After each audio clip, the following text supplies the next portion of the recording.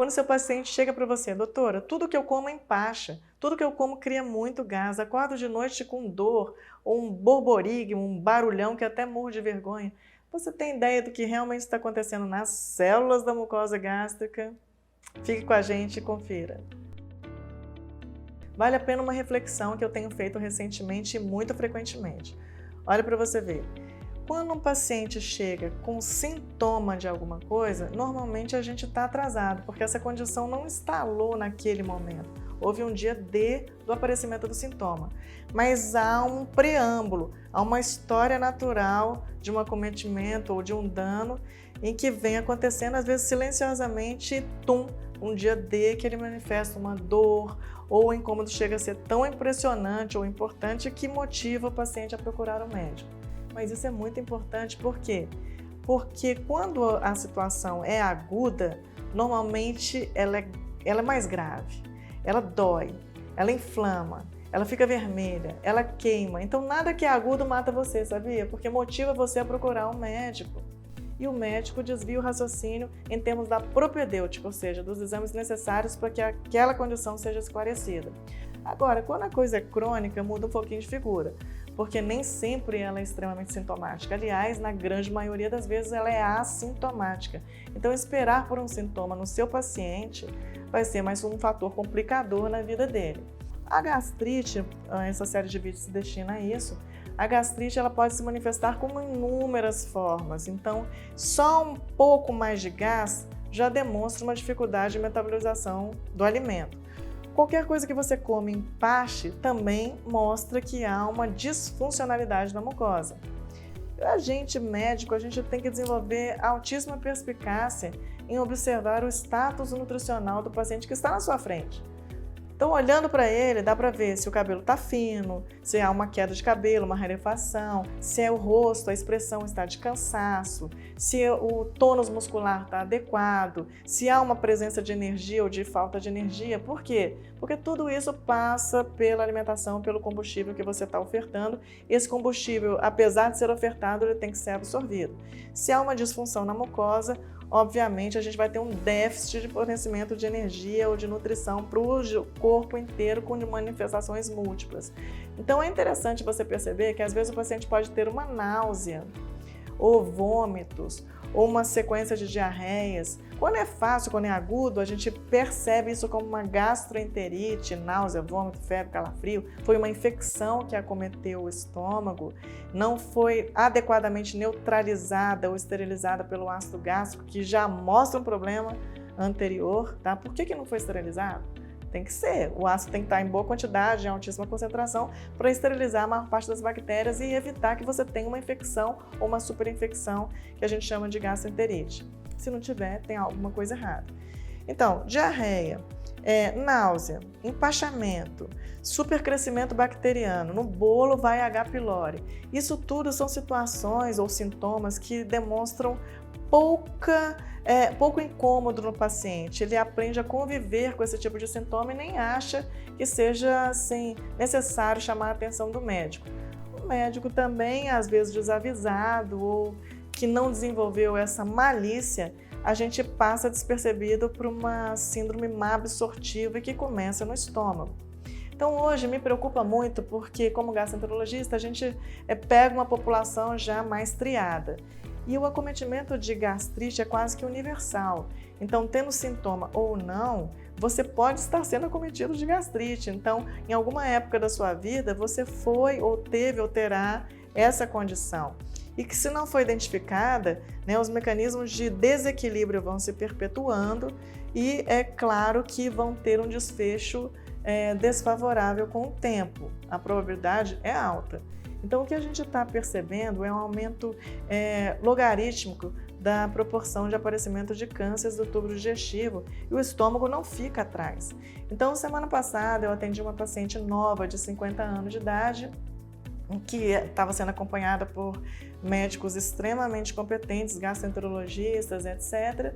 E a queixa principal era sempre um incômodo, um empachamento, alguma coisa que ela comia mais pesada, uma coisa mais gordurosa, tinha mais dificuldade de digestão, então preferia as coisas mais rapidamente processáveis.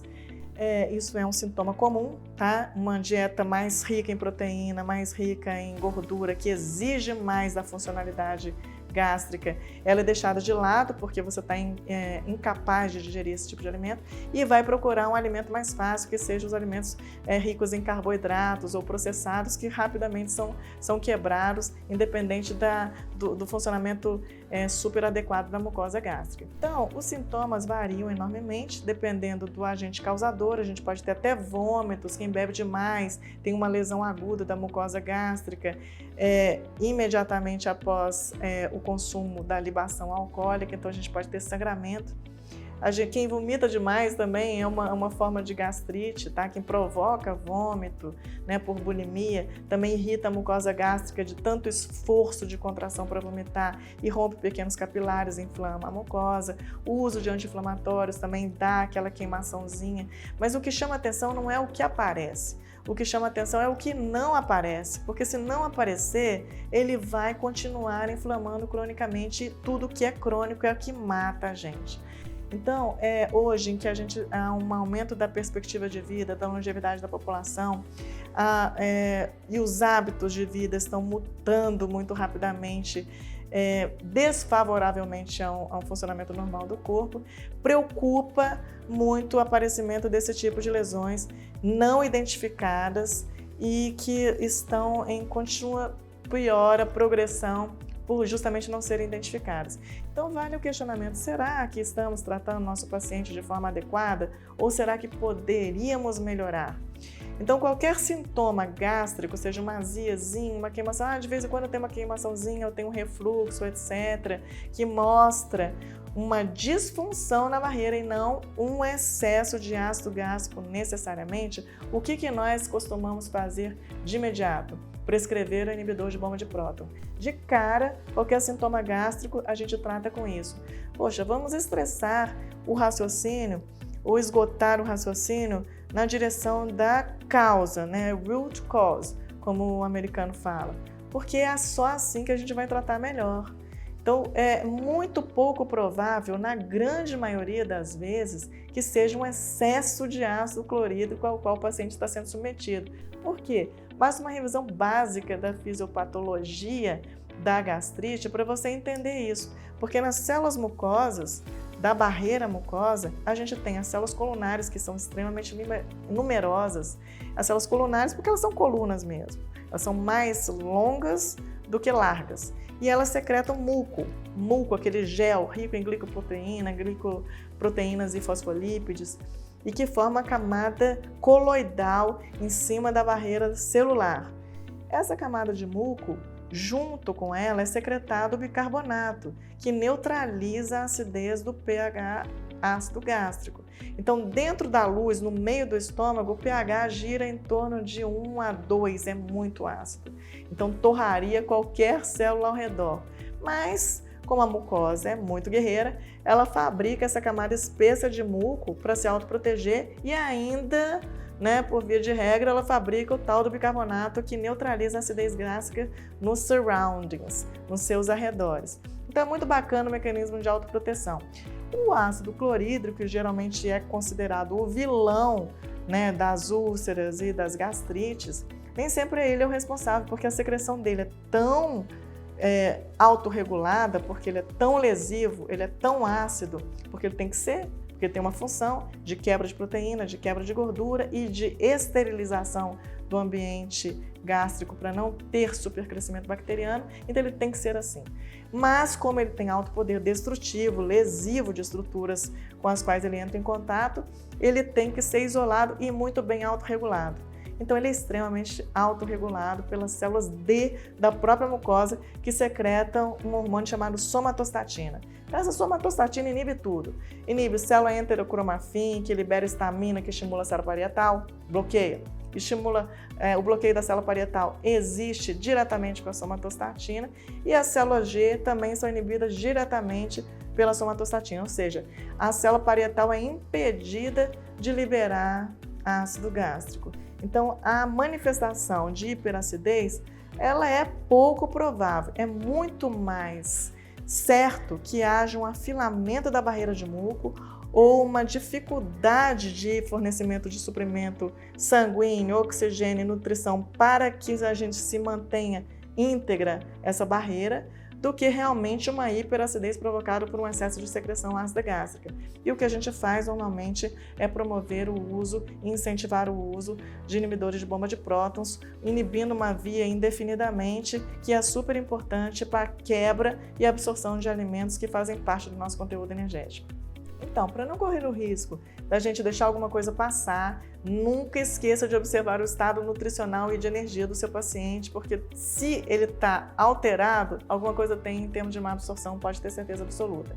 Agora, para não deixar nada passar, não se esqueça, o diagnóstico simples, rápido, eficaz, padrão ouro é a endoscopia. Então, a endoscopia digestiva alta sempre com a biópsia, porque nem sempre há uma alteração macroscópica que a gente possa verificar, tem lesão, tem erosão, tem ulceração, tem pólipo, às vezes não tem. Mas você biopsia e às vezes na sua biópsia pode vir alguma coisa que levanta sua lebre para o diagnóstico de causa, ou seja, infiltrado inflamatório diferente, tá? Alguma coisa alterada nas células oxínticas, nas células parietais, o tipo de infiltrado inflamatório, isso tudo faz com que a gente tenha mais armas para montar um quebra-cabeça e não deixar o seu paciente progredir na condição.